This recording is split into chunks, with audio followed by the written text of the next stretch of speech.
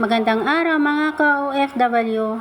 Sa video na ito ay ituturo ko sa inyo kung paano kumuha ng e-registration certificate sa DMW o sa Department of Migrant Workers.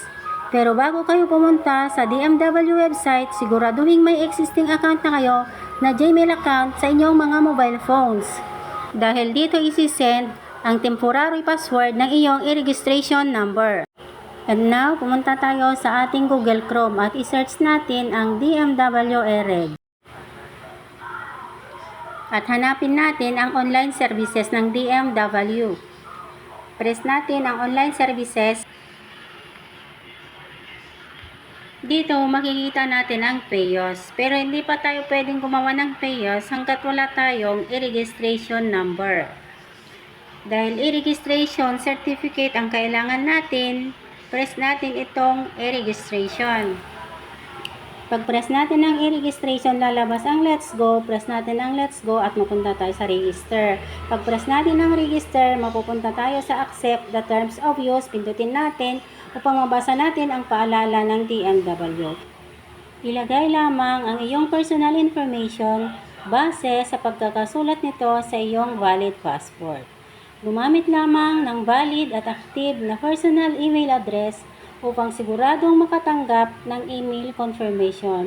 Dahil sa email na ito, isi-send ng DMW ang temporary password ng iyong e-registration. I-double check kung tama ang inyong inilagay na inyong personal information bago ito i-click at pindutin ang yes button. Then, go to your email address na nilagay nyo kanina dahil doon isi-send ang inyong temporary password ng iyong e-registration number.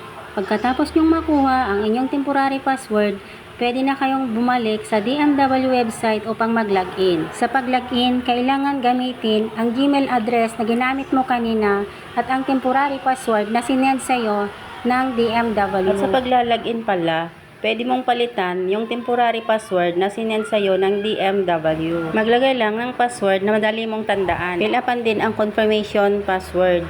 Kailangan pareho doon sa nauna mong nilagay na password. I-double check bago pindutin ang change password. At iyan, nakapag-login na tayo sa ating e-registration. Dito, i-click natin ang My Profile. Ang size ng passport ay less than 2 MB. Ang format dapat JPG.